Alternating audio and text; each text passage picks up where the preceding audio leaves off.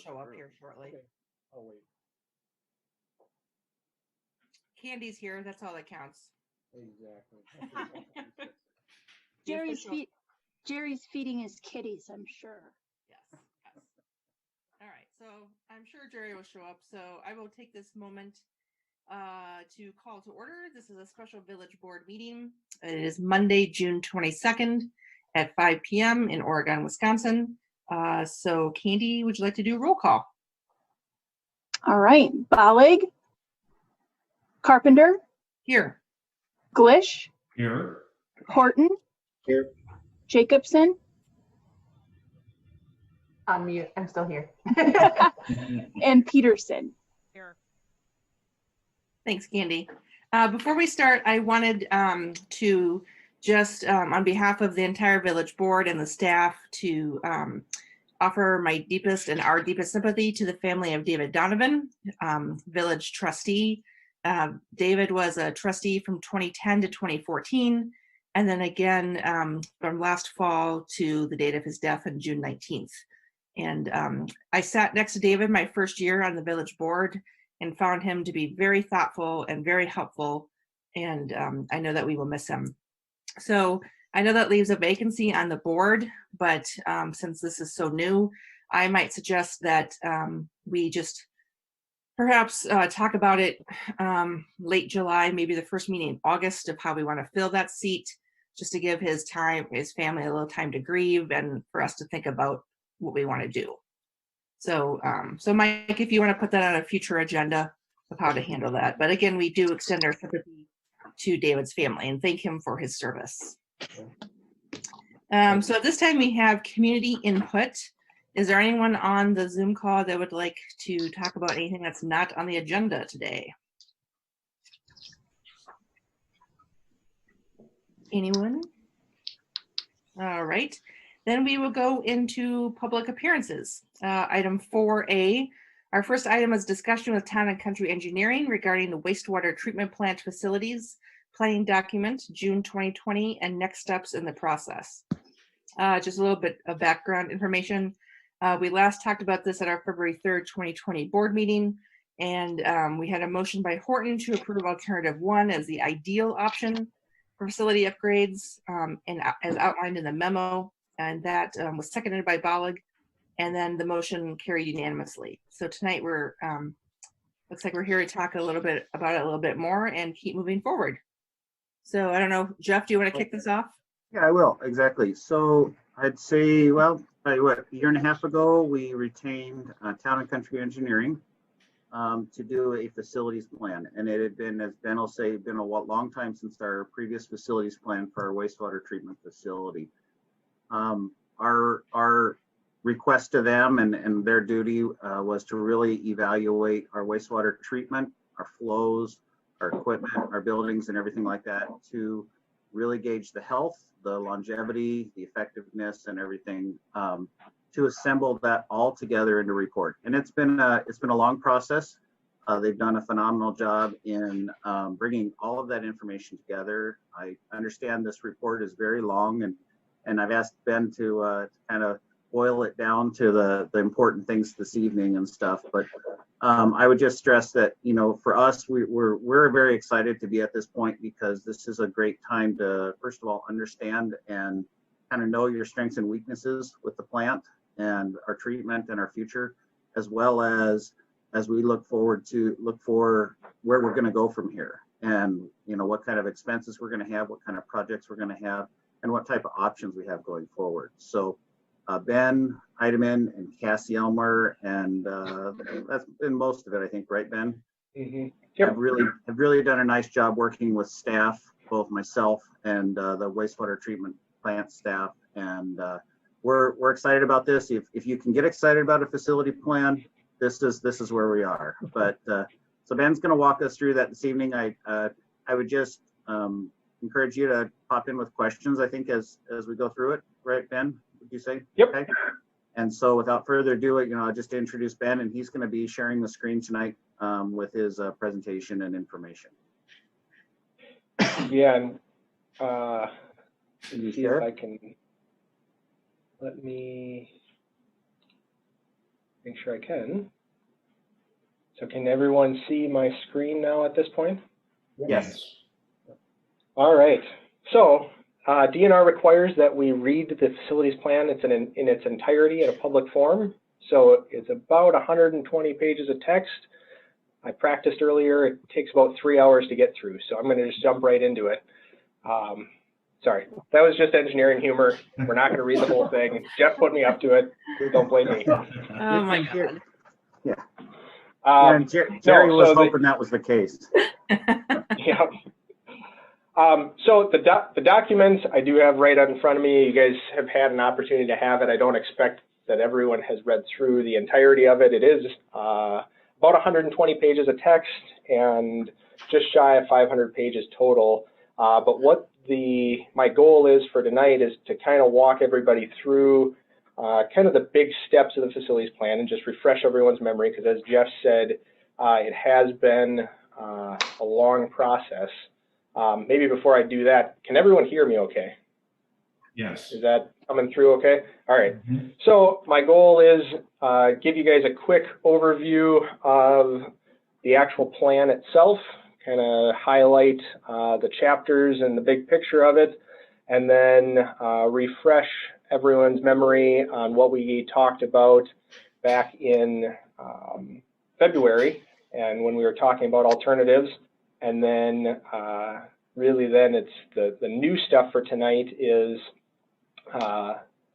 talking about user rates and kind of where the village can go from here with this document. So facilities plan is broken up into kind of the general categories that I'm showing here. So we take a look at your existing treatment plant. We try to quantify the flows and the constituents of the wastewater that are coming to the plant, compare that with the rated capacity of all of your facilities. And then we do spend some time going through and just kind of doing a condition assessment of everything. So considering age and maintenance requirements, and then how each piece and unit process at your treatment plant accomplishes its goals that it needs to for today's flows and loads, and then we start to look at how that looks like in the future. So the existing conditions is really a picture, and the wastewater assessment are pictures of you know, what is the condition of your treatment plant and what is its capacity to meet today's flows. In general, what was found as a part of this this portion of the facilities plan was, you know, you've got a treatment plant that's in a very good condition. Most of the facilities there are somewhere between 20 and 30 years old. So you have a lot of newer structures. And from a capacity standpoint, you're able to support a significant amount of growth, with one exception. And you guys kind of talked about that, I think, last week at when you were talking about the CMAR, is you have a lot of flow coming to the treatment plant. And the reason you have a lot of flow is because you have a lot of what's called inflow and infiltration, which would be just leaks in the sewer system.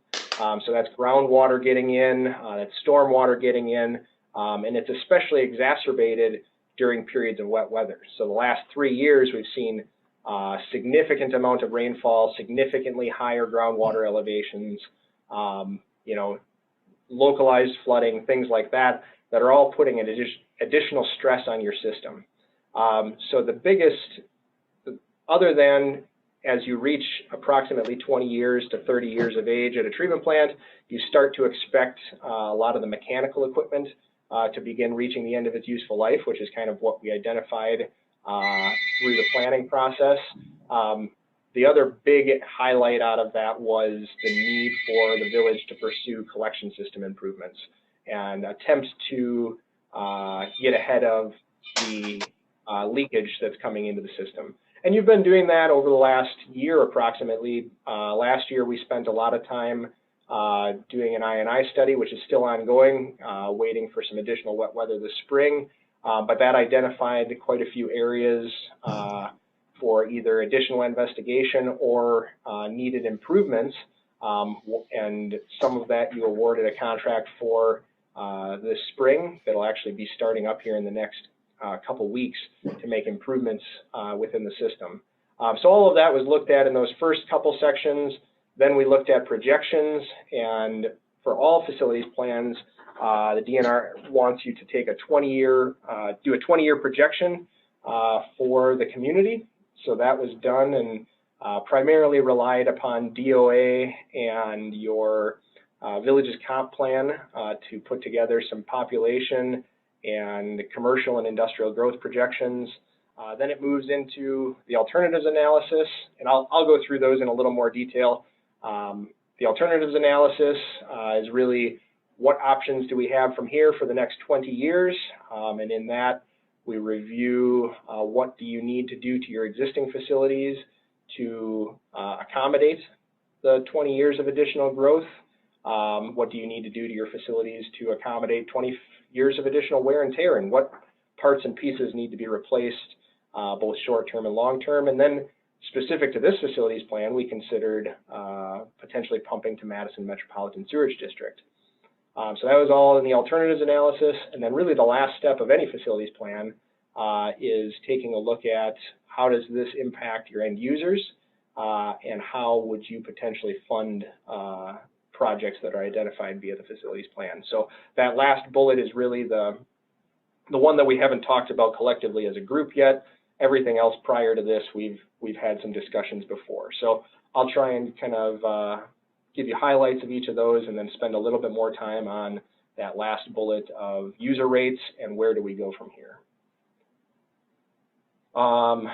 So we talked, as I mentioned, we did projections.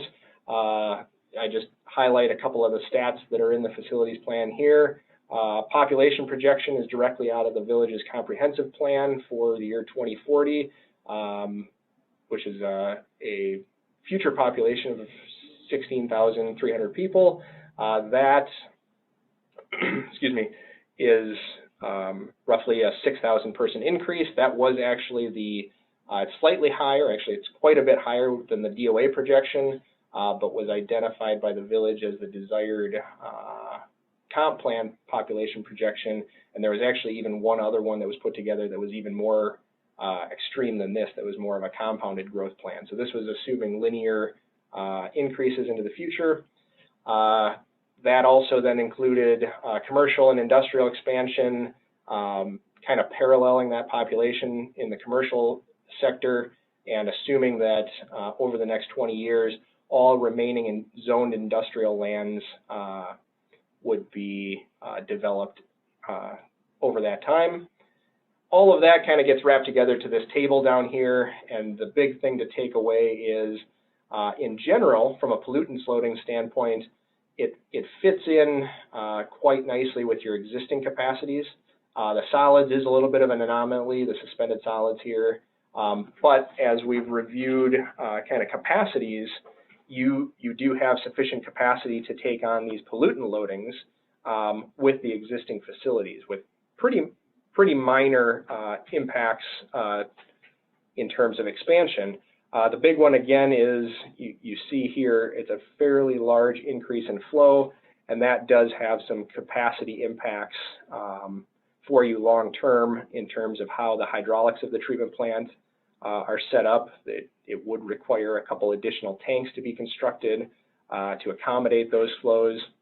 Or in the Madison Met alternative, it certainly had an impact on the potential sizing of the Madison Met alternative. So again, that just highlights there is a need, and hopefully, as we get into this a little more, the village has taken steps and hopefully continues to take steps to try and mitigate and reduce that, because there's opportunities in the selected alternative to forego some years down the road costs by addressing some of these flows in the next 5 to 10 years. Treatment plant alternatives, again, we've talked about this some as well. We really did 2 macro alternative analyses.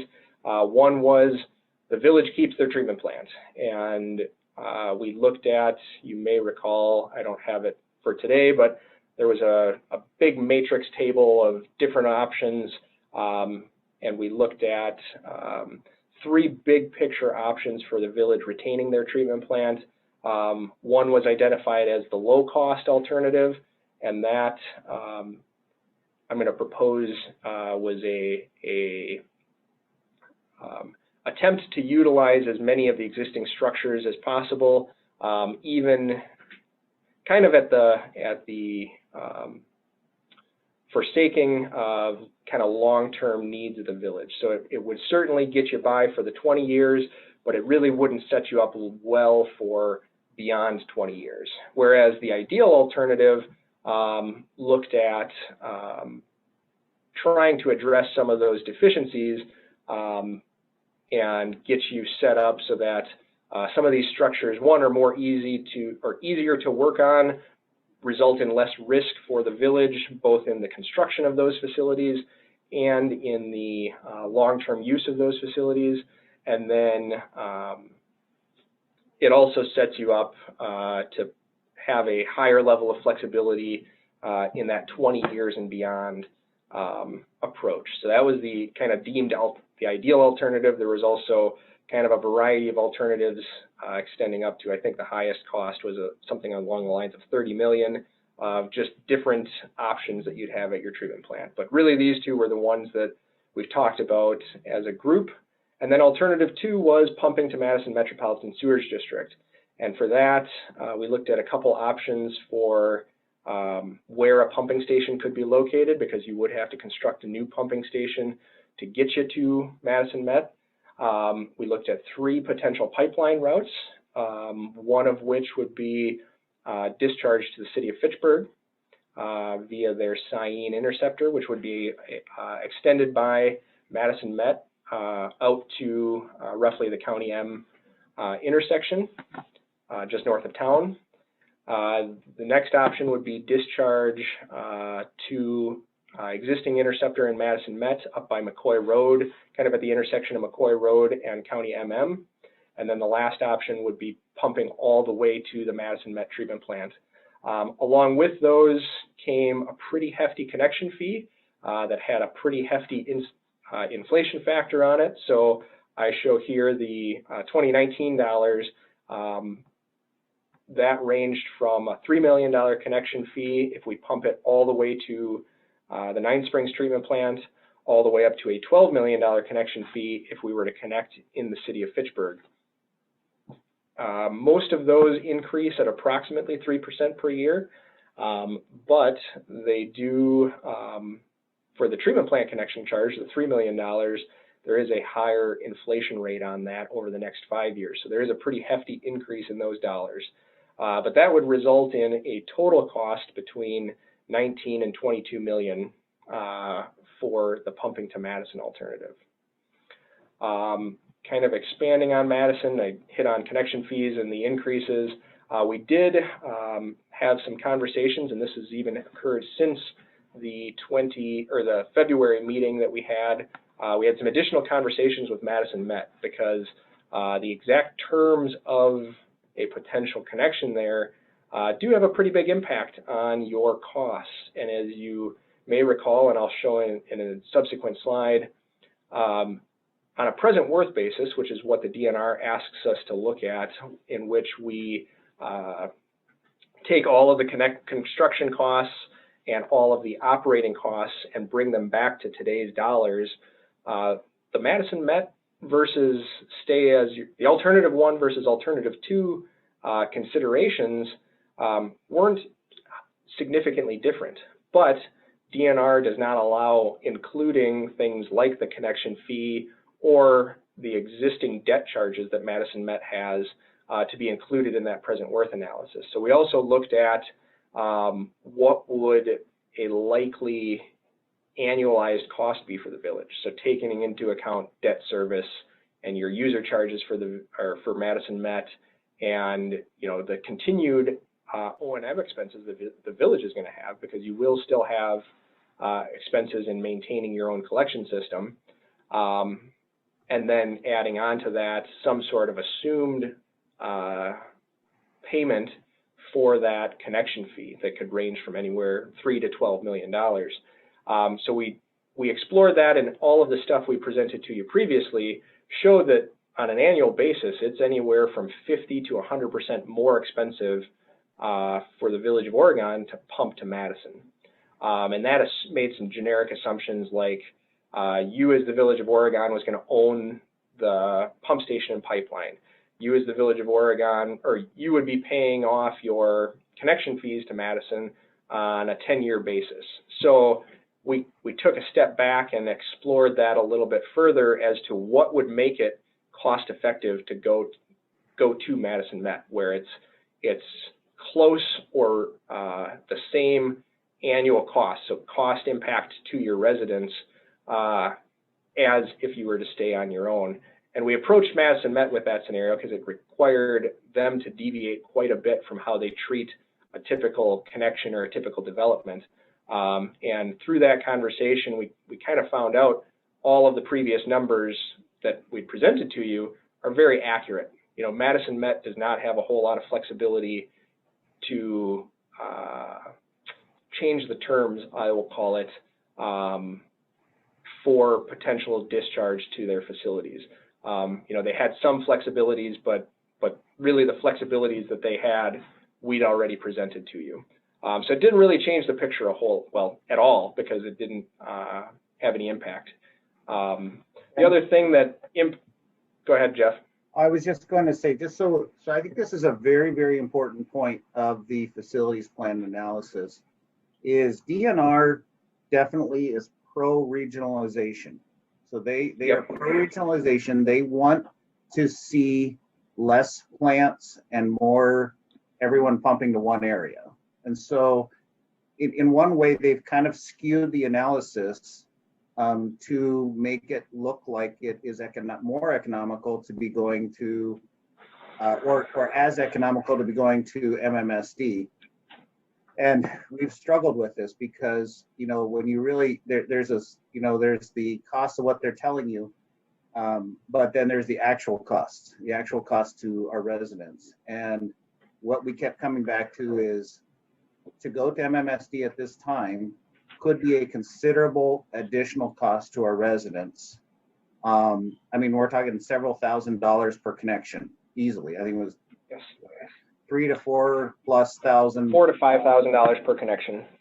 Per connection, and that's, you know, out of what 3,900 connections we have in the village. You know, that's a very significant number, especially to those on limited incomes, and especially in a time where we've had a lot of people out of work. So just so you can kind of see the point in that.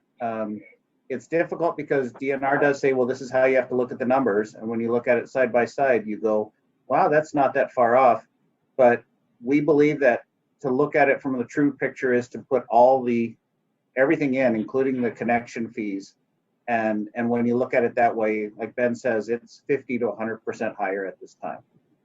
Yep. That makes sense? Can I ask? Go ahead, So just so everyone kind of re-sees the numbers of what we were just talking about. So this is how the numbers shape. Amanda has a question. Oh, sure. Yeah, sorry.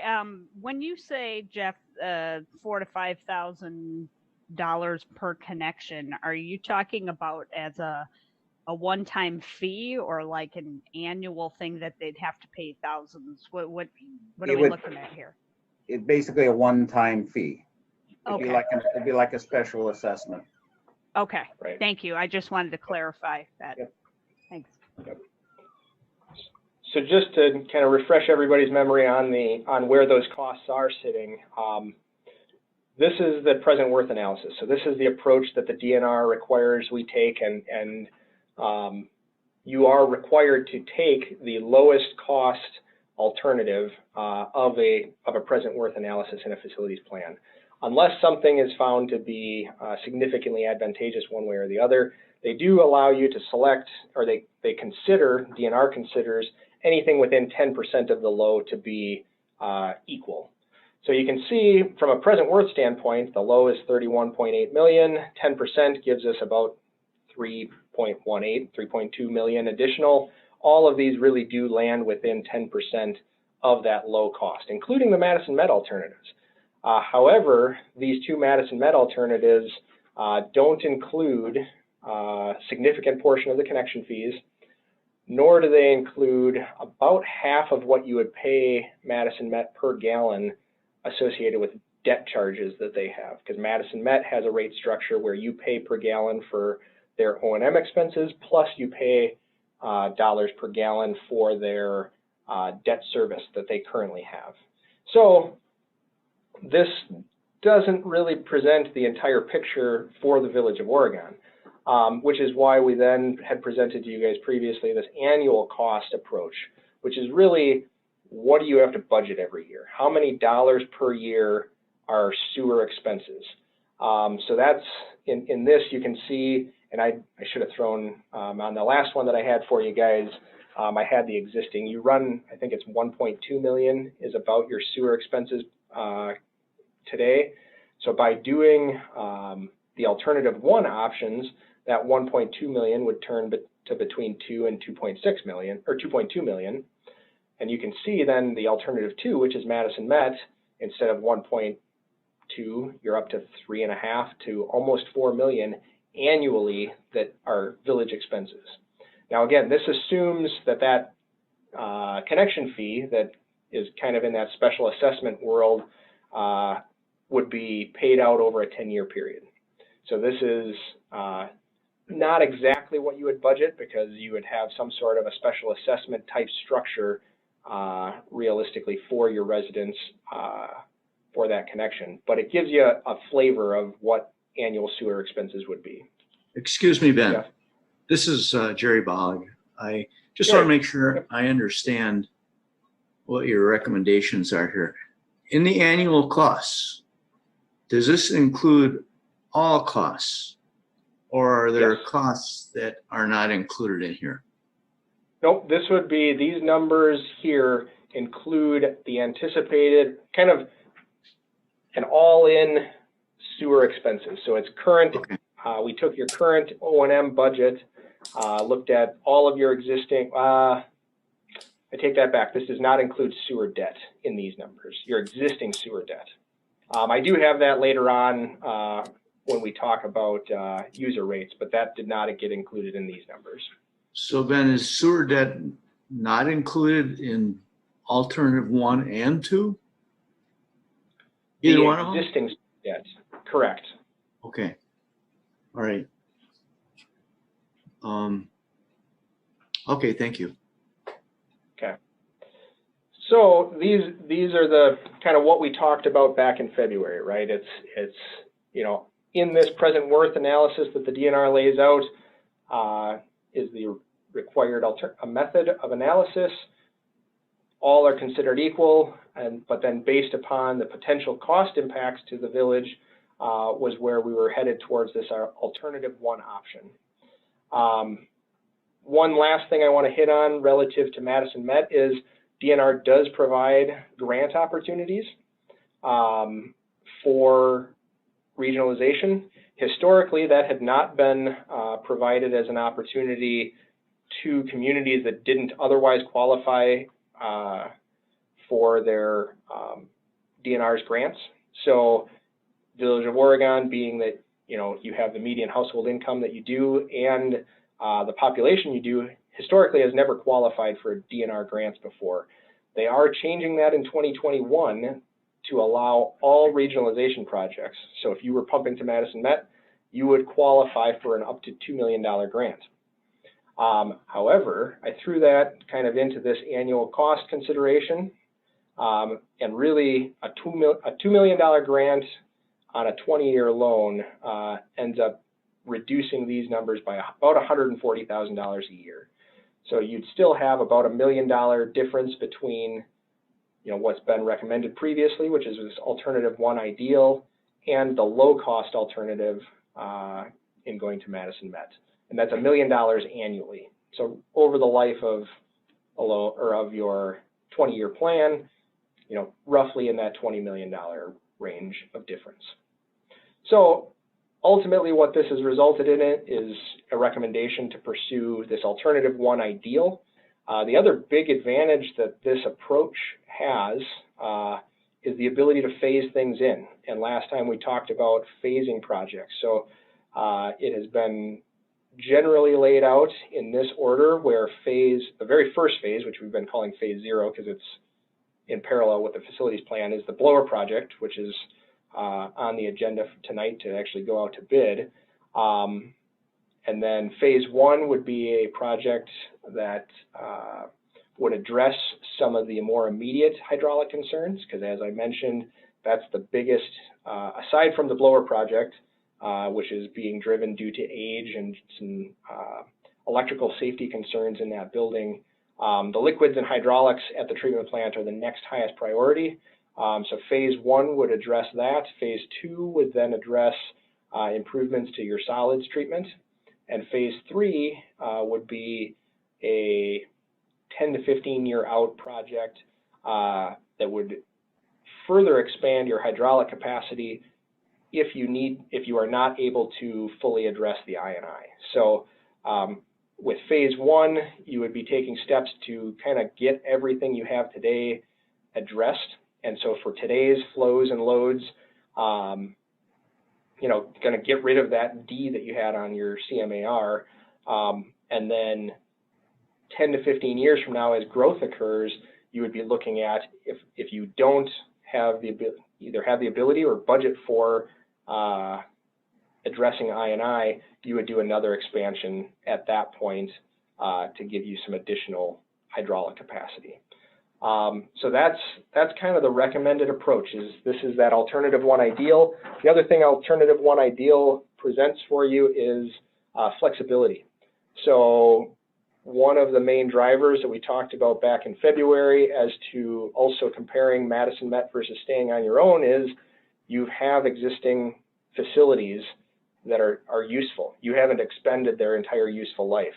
So you have a treatment plant that doesn't require, I mean, these are big numbers, but doesn't require even bigger numbers. It doesn't require you to build a new treatment plant. You're able to reuse a lot of existing structure. If you were at a point where either due to deterioration and age or just capacity, you couldn't continue utilizing the treatment plant at your current site, and you were forced to build a new plant outside of town somewhere, the Madison Met alternative would be the way to go. So in looking at this, this also allows you flexibility that 20 years from now or 30 years from now, if you do call it use up the capacity of your treatment plant site, alternative 1 will give you flexibility to better accommodate pumping to Madison in the future. Because sometime in the future, 20, 30, 40 years from now, you will likely be in a position where pumping to Madison Met makes sense. Jeff, did you have something? Yeah, and what I was saying is, you know, part of like a phase 1 liquid improvements, if we improve the pump station, like right now, that's one of our weaknesses is our pump station. Yes. So if we were to build a new pump station in year 2, that pump station would be actually, I would say, significantly oversized and built around the idea that that would be a pump station to MMSD in the future. So we're not, yes, we would not be, you know, sunk costs in a building that we would not use in the future. And right. it would cost more. It would cost more to do the building then, but it would be thinking towards the future of how would we retrofit this to be a pumping station to a force main instead of the plant. Exactly, and that's really where that low-cost alternative, where we stay on our own, doesn't afford you those opportunities, and why we recommended pursuing this ideal alternative is it gives you that flexibility that you just referenced, Jeff. It also gives you more flexibility as you consider changing regulations. And you know, as new regulations come about, some of the recommendations of that alternative 1 ideal will give you capacity to better fit things in for new regulations and more flexibility to build into new regulations.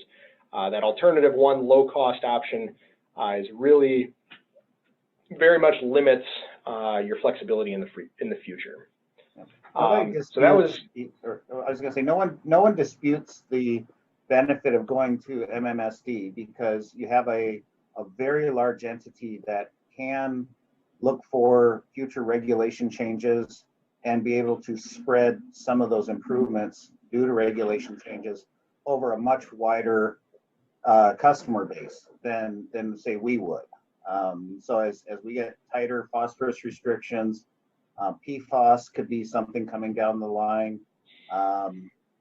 Mercury's always been in there. What other things, Ben, that, but Nitrogen is another one. yeah, manganese, those kind of, that's a Caddyshack quote. Now you're just pulling stuff out, Jeff. Yeah, exactly. But it does, there is something to be said about being able to tie into a very large entity, which has the staff and the resources and everything to be able to handle that. And we think that'll be part of the future.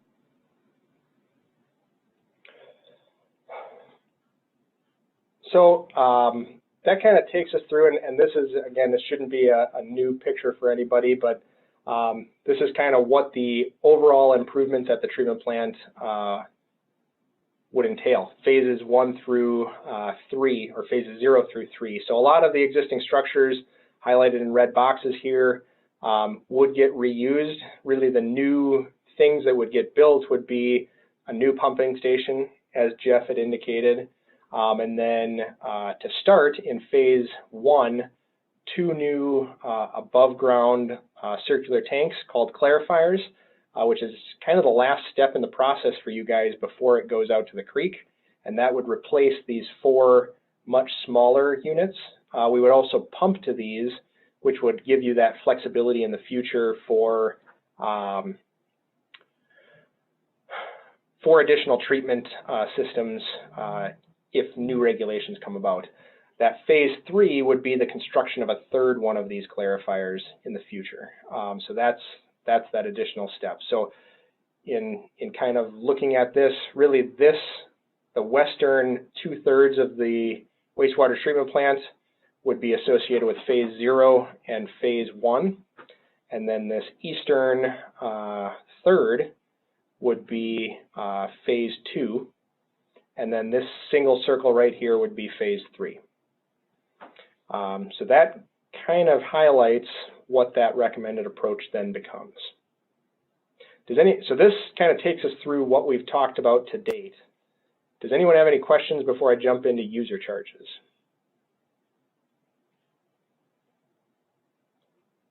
Okay. Hang on, I think Corey has a question. Sorry, I couldn't get off mute quick enough. Okay. Ben, one thing that we're looking at is the potential of an additional 150 acres from the school site, maybe headed Yes. to a treatment plant. How would that impact things, just in a real rough sense? Real rough sense, I don't think it will have a huge impact in the approach that's being taken here. I think there's a healthy amount of capacity remaining in the treatment plant. Again, that 6,000 persons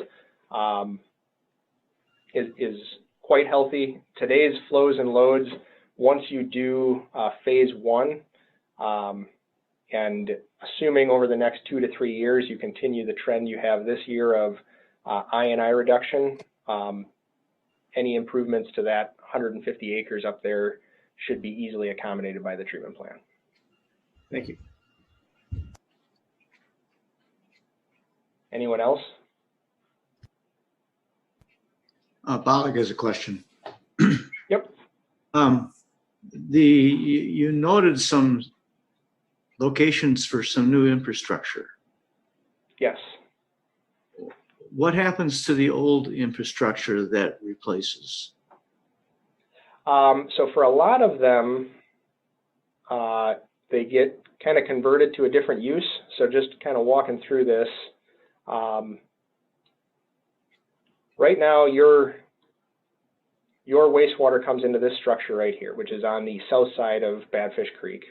And that's your current pump station. In phase 1, a new pump station would be constructed. That existing building would actually be demolished. So you wouldn't have any infrastructure on the building infrastructure on the south side of the creek anymore. It'd be bringing it up all onto the same complex. Let me get this to start moving again. The other thing that's kind of being replaced in that is this building. So this building currently is what's called your headworks. That is a structure that removes, I'll call it trash and debris from the wastewater. So things that cannot be treated biologically. That would also be incorporated into this. This structure really is very limited in hydraulic capacity currently. So that would be incorporated into this building. The current plan, or at least what we lay out in the facilities plan, was this would be converted to some sort of a storage structure. So the building itself wouldn't be necessarily demolished, but it would be converted use, either to, you could do tempered storage of some sort or cold storage. And then the only other structures that would have changed use are these 4 circles. These 2, the smaller ones, are planned to be converted to a part of your sludge processing. So this eastern third of the site. And then these 2 northern ones I would propose would just get temporarily capped and left in place for future use. I hate to demolish and throw away tankage, but part of the approach with the ideal option is to raise what these tanks do up out of the groundwater, so you're not digging big holes here in what is a very swampy area. So these would be retained for future use, and that could be expanded capacity if for some reason, you know, even a couple of years down the road, you find a need for or that a wet industry is interested in coming to town, or 20 years from now, you find you've reached capacity, but you could convert these to another use. That, I mean, it's just flexibility to not throw away tanks. And then these would cover the duty that these 4 would be taking. All of the other structures would be retained in their current uses and have general renovations occur to them, mostly to mechanical equipment. Thank you. We can convert some of that area into a splash pad too, Jerry. What's that? We can convert some of that area into a splash pad too. Okay. I was thinking maybe these smaller clarifier buildings, you might want one for an office or something like that.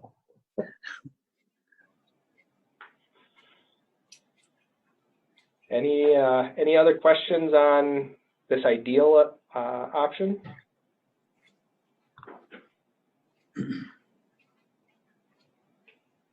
All right. So then I'm going to jump to user rate impact. So when we, as a part of every facilities plan, you take recommended improvements, whether they be today, tomorrow, or 10 years from now, and you prepare kind of a financing plan.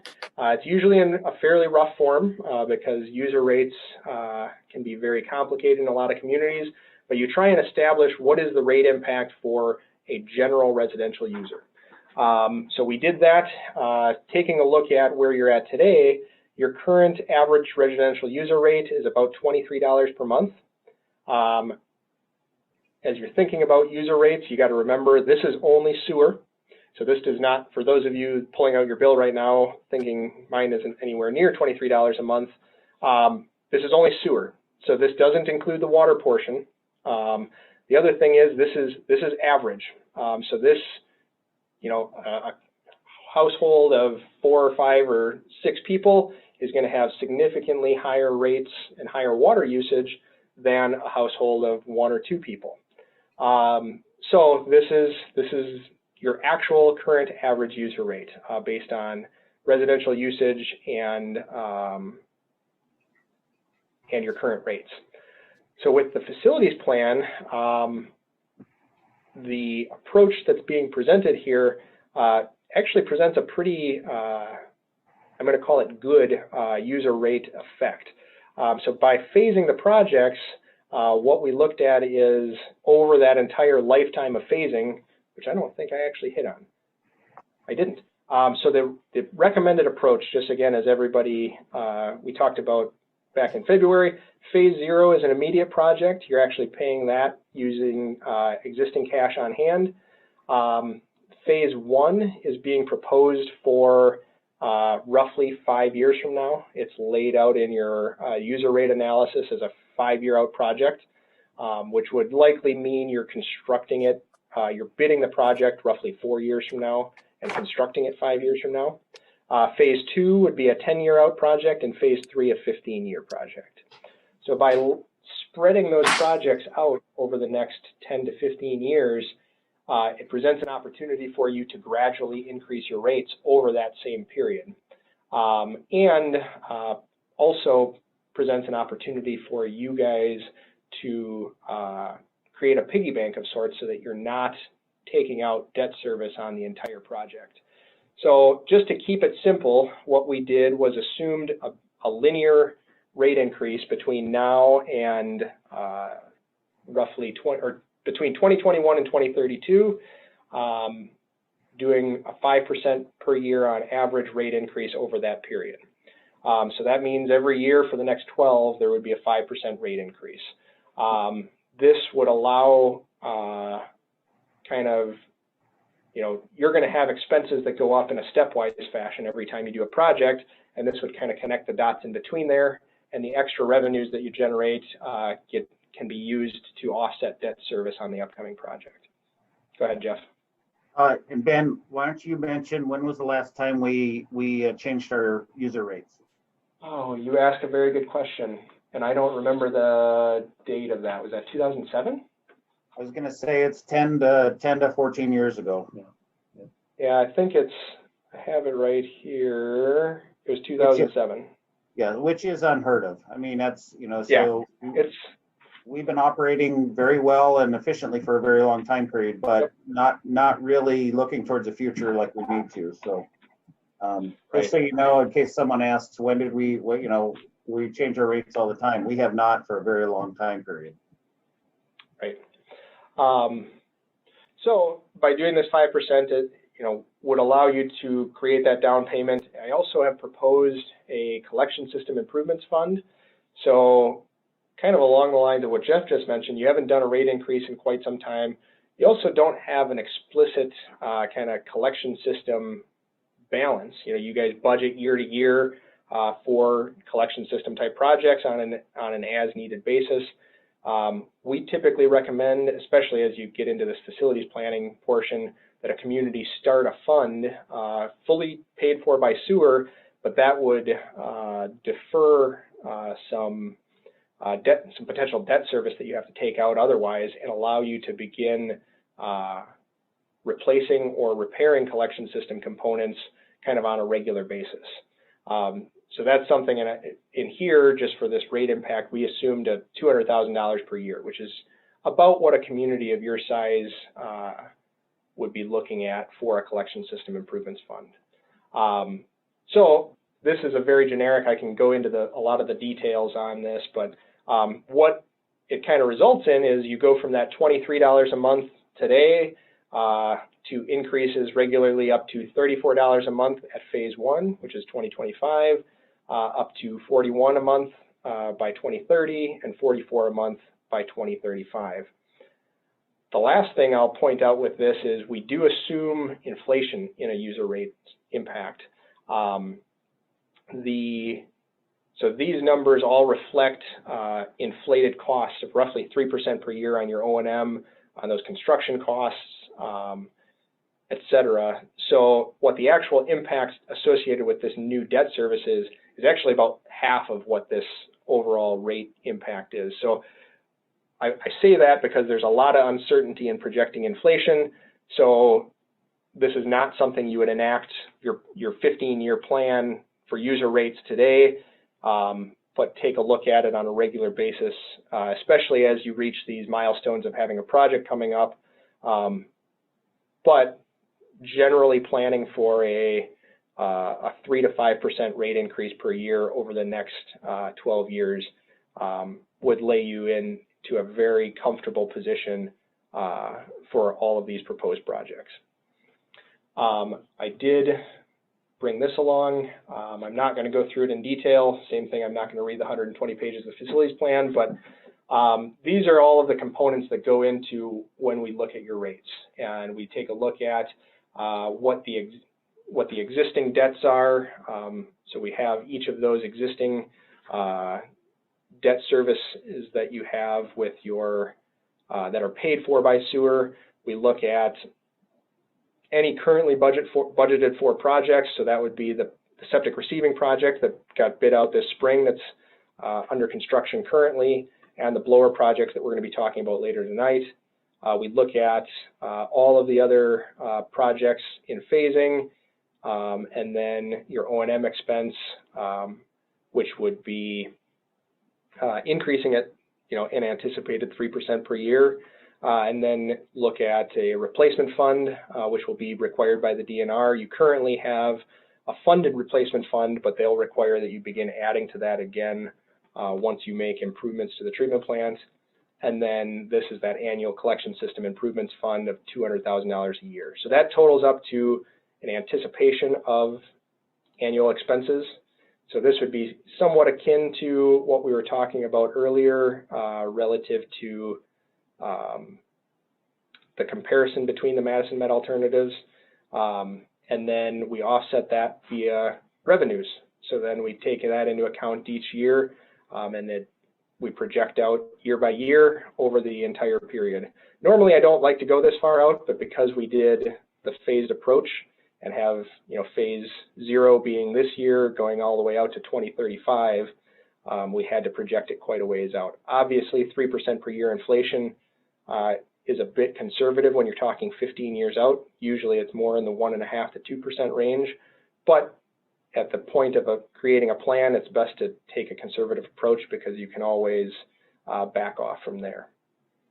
The other big unique thing I would say that you guys have as the Village of Oregon is you service Oak Hill Correctional Institute. So we took them into account with all of this. Your current agreement with Oak Hill limits what you can actually charge them on based on debt service and O&M. It also establishes that they will pay their proportionate share of any improvements at the treatment plant at the time of a contract being awarded. So we did take all of that out in the Oak Hill world, or we took Oak Hill's proportionate share out of the capital costs when we were planning for each of these projects. So that's kind of how this whole scenario gets built. So again, over the next, really what you're looking at is about a 100% increase in rates over the next 15 years.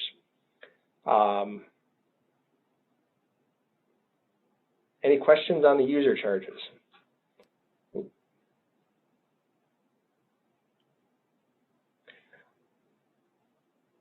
We'll hit on this again when we talk about kind of recommendations and steps moving forward, but Jeff and I have talked about it would likely be in the village's best interest to do a more detailed user rate analysis.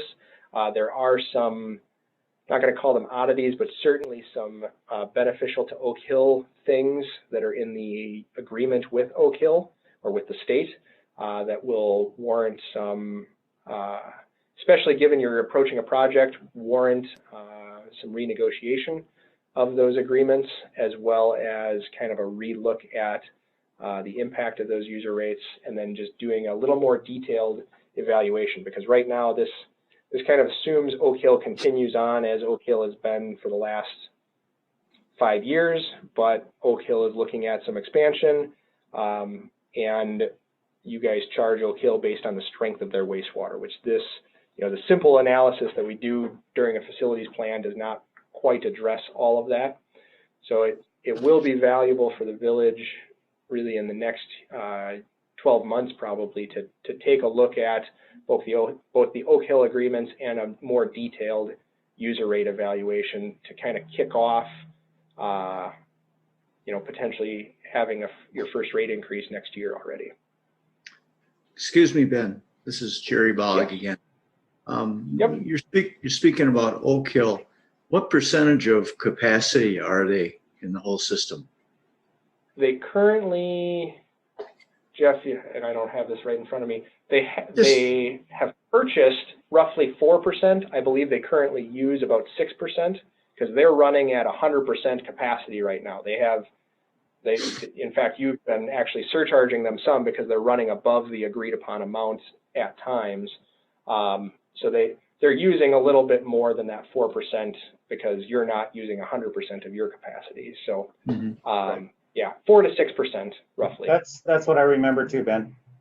I think it was like 5.7 or something like that, if I remember right. But is that something that we have to keep doing in the future? Servicing that facility? well, yes and no. I mean, I guess, you know, I think we should, you know, until they have a better option. I mean, they don't have an option, you know, I mean, they could put their own plant out there, but that would be very counterproductive and very expensive for them. You know, and it's unlikely DNR would allow them to do that. right. And then secondly, is they do provide us a pretty good high strength waste, and with so much I&I flow, our waste is actually a little weak at times, and so that it sounds crude, but we need the food. Right. I think continued servicing of Oak Hill is truly in the village's best interest because it's also a good revenue source. And on the loading side of things, how much revenue are we talking? How much revenue are we talking, Ben? They currently are roughly 10 grand a month. Okay. 10. So we're not that close to hitting capacity that we need to worry about. No. Okay. Nope. All right. Yeah, I'd say again, kind of to Corey's question about the school. I think you've got quite a bit of capacity to take on additional users. It's really the flow side of things that gives you trouble, and really new users don't drive your high flows. It's the leaks of the existing pipes. So yeah, I think you guys are not at all disadvantaged by continuing to take Oak Hill, though there are some terms that as you negotiate a new agreement, we would look to probably change. They have a different definition of the strength of wastewater, for example, than what the village's ordinance is. And really, we just look to align the agreement that you have with the state with what the village's ordinances are.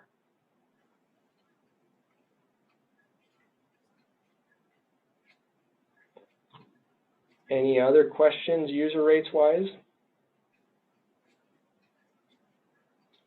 Okay, so the next, really, it's where do we go from here? So there's a schedule, a generic, more detailed schedule in the actual plan itself, but in generic terms, we're talking the facilities plan for all intensive purposes is complete. I'll go through the next steps of kind of finishing that, but actually I'm just going to go to the next steps. So the facilities plan for all intensive purposes is complete. You do need to hold a public hearing.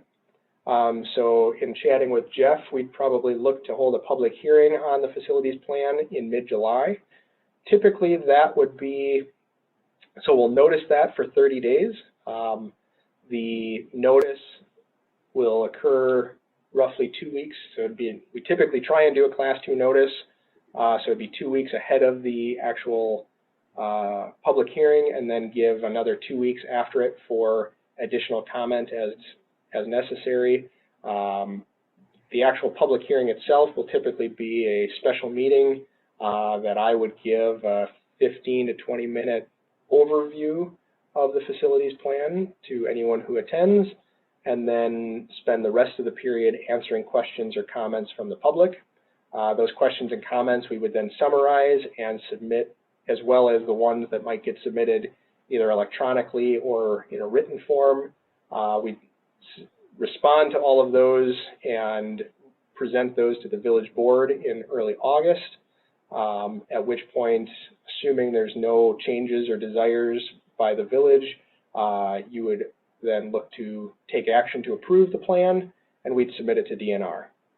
So that kind of would, by August, we would be in a position to close out this facilities plan, and then you kind of move on to the next steps. And as I mentioned, really next steps would be, I think, in a kind of an immediate review of your user rates and rate structure, and the Oak Hill contract would be important this fall for the village. and then potentially consider moving into some sort of a preliminary design that takes this facilities plan and expands on all 4 phases, well, really the 3 that haven't been designed yet, and at least lays out, exact building layouts,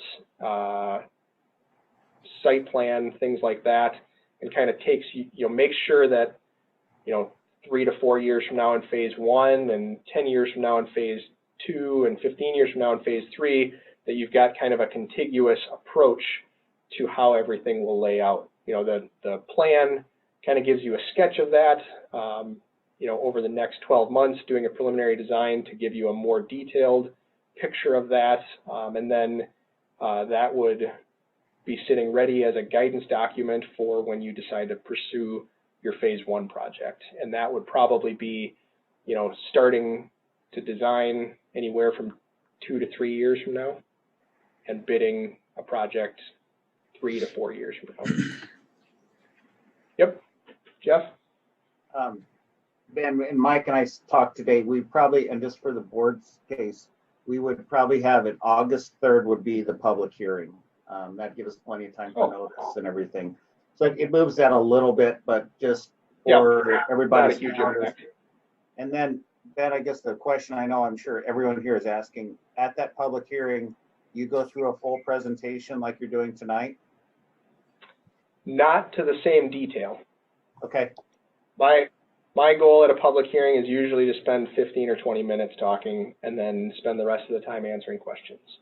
Okay. And so that would be at a regular, it would just be a public hearing as I understand it, at a regular board meeting, 15 minutes, and then comments from public if they so are inclined.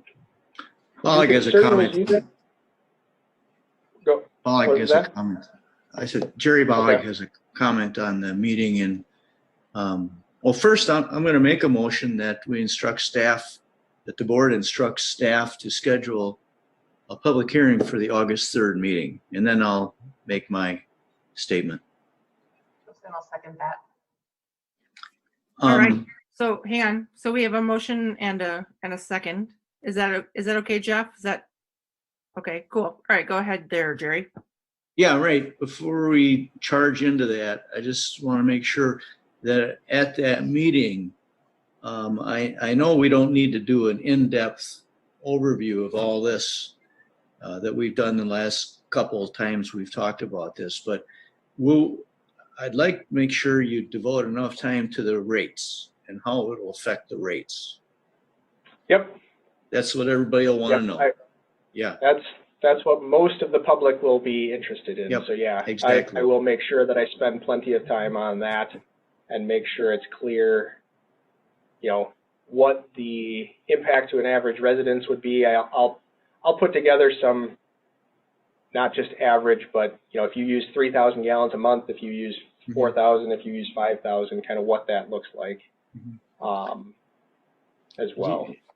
Ben, do you see any need to even touch on the MMSD study that we did along with this? I typically like to highlight it. I certainly wouldn't spend as much time talking about it as what I did tonight, or even the last meeting we had. But what I'm getting at is, are you going to bring it up and just say, it's much more expensive to have our sewage sent to MMSD, because that's going to be another question the public will, I'm sure, bring forward. Yep. Okay. Yeah, that's kind of the cut and dry of it. Is it'd be the cost to the average user is quite a bit higher. Okay. And then I have a final question for Jeff. Go ahead, Jerry. The I&I issue that you're dealing with, actually this is becoming it's a program now, right? Dealing with the I&I? Correct. An ongoing program, yes.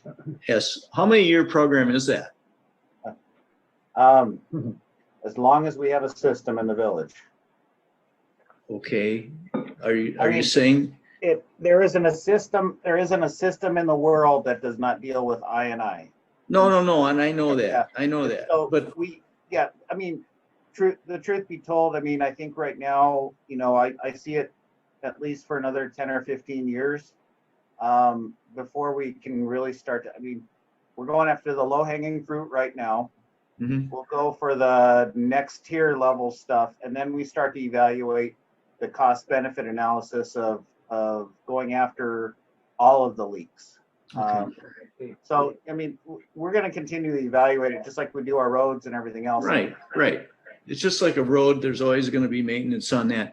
Okay, so Correct, let me put it another way. In 5 years, how much I&I will you have eliminated with your program? Estimate. You know, I don't know if I just can't shoot from the hip on that one. I mean, what I've asked to do is, you know, we're doing the program this year, and what I've done is ask them to quantify at each location. I've asked Town Country and the contractor to quantify when we do, say, seal a manhole, estimate how much we've removed from the system. And then when we get done with the project, I want to be able to quantify that and say, you know, we've removed, say, 200 gallons a minute from the system, and kind of give an idea of a cost benefit of, you know, that's what we're buying, you know, and that 200 gallons a minute equates to X million gallons per day and X million gallons per year removed from the system. So we're a little early to be able to answer that question. No, and I didn't expect you to answer it Yeah. with a final Yeah. number. I just was wondering if that's something you're working for. Well, I mean, Ben, our I&I flow is upwards of 50% of our flow right now. 100%. Yep.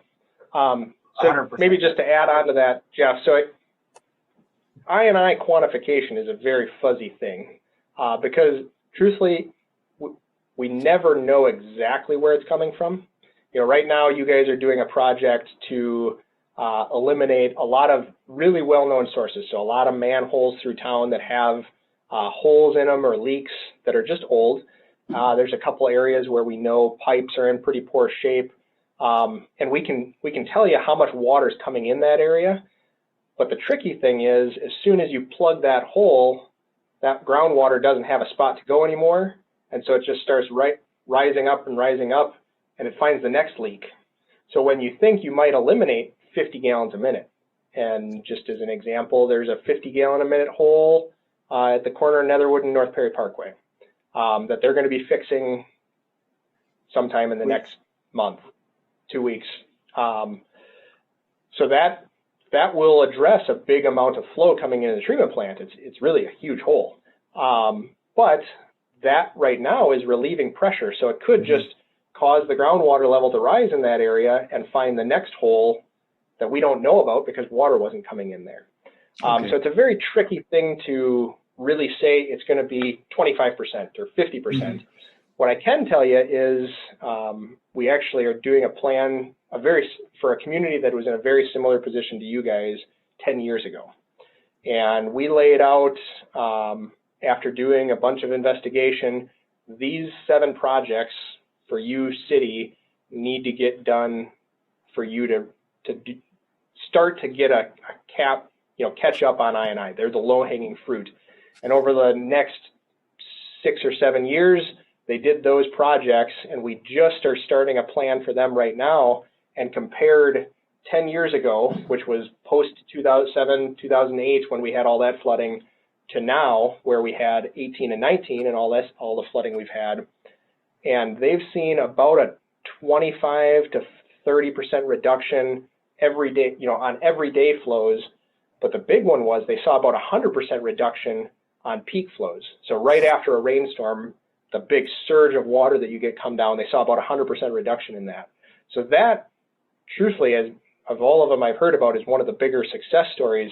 And it's still not crazy huge, but it's going to have a really big impact on the amount of money they spend at their treatment plant. And I would anticipate if you guys, take the information that you have right now, continue to collect information over the next years, 5 years from now, you could see, 25, and maybe in your case, because you have a lot of base flow, 25 to 50% decrease in that kind of just base I&I that comes in every day, whether it's raining or not. Because every day, whether it's raining or not, you get about 100% increase in flow compared to the water you pumped. Thank you, Ben. So, so we have a motion and a second then to schedule that public hearing for, what was the date? August what? August 3rd. August 3rd. Any further discussion on that motion? All those in favor say aye. Aye. Aye. Anyone opposed? Motion carries. Thank you. All right. Ben, did you have anything else on the facilities plan at all that you needed to hit on? No, I think that kind of covers it. Great. Well, thank you. Does anyone have any other from my questions? standpoint? Thank you. Yeah, thank you so much, Ben. It was a very good presentation. Thank you so much. Thanks. All right. So are we ready to move forward then to 4B? Yes. All right. Okay, so 4B, this is a discussion and possible action regarding the wastewater treatment plant blower upgrade project and authorizing Public Works to advertise the project for bidding. So we have a recommended motion to move forward with that. Would someone like to make that motion to get on the floor? Amanda Bob will will make it. that. Oh. Okay, Bob will go second then. All right, yeah, so we have a motion by Peterson and a second by Bollig. Jeff or Ben, do you want to go through this a little bit? Yeah, just real briefly. So this is a project that we've been working on. As we've said before, the blower project is necessary because even from day one when I started here, I was told of how unsafe our electrical system is. We have to call in a professional electrician just to turn them on and off. And I think I walked that through with like Amanda and Jenna that one day at the plant. They're over 35 years old. So it's due. And so we hired Town Country through your approval to do the design for the project.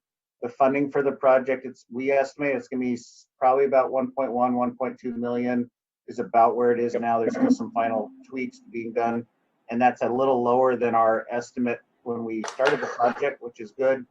And we're using fund balance and equipment reserve fund. So there's no borrowing we're doing for this project.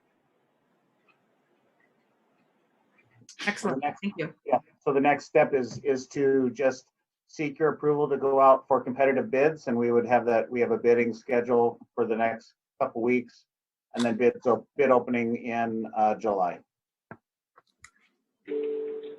Any questions on this? All right, so we have a motion and a second then to authorize Public Works to seek the competitive bids for the blower upgrade. All those in favor say aye. Aye. Opposed? All right, motion carries. Thank you. Thank you. All right, thank you very much, Ben. Appreciate your time tonight. Good. So, Thank and you. if you stop sharing, and then I will go ahead and share Yep. the agenda to get us back to. And of course, you want to stick around, I know, to continue to watch. Absolutely. As every My connection might consultant- get bad here soon, but Yes. I don't blame you. thanks, everyone. Yes, thanks, Ben. All right, I will go ahead to 5A. All right, there we go. There's our agenda. Thank you, Jeff. So 5A, new business. This is a discussion on possible action regarding the Rettlers proposal to design JC Park West fundraising signs. So we recommend motion to approve the Rettler to design those signs with funding from borrowed money for the JC West project. Questions on this, or someone ready to make a motion? Corey, I'll I'll make make- a motion to approve. I'll All right. second it. Thanks. So we have a- Peterson. Yep, so we have a motion by Corey Horton, a second by Amanda. Any questions on this? I assume this is budgeted. The, Yeah, you're unmuted. the money is coming from the borrowed money, Jerry. This, if you couldn't hear, is from borrowed money for the park improvements for JC Okay. Park West. Yeah, so Thank you. this is just part of the fundraising portion of this. If you've seen the sign that's out at Highlands and Netherwood Park, Rettler did a fantastic job with that sign.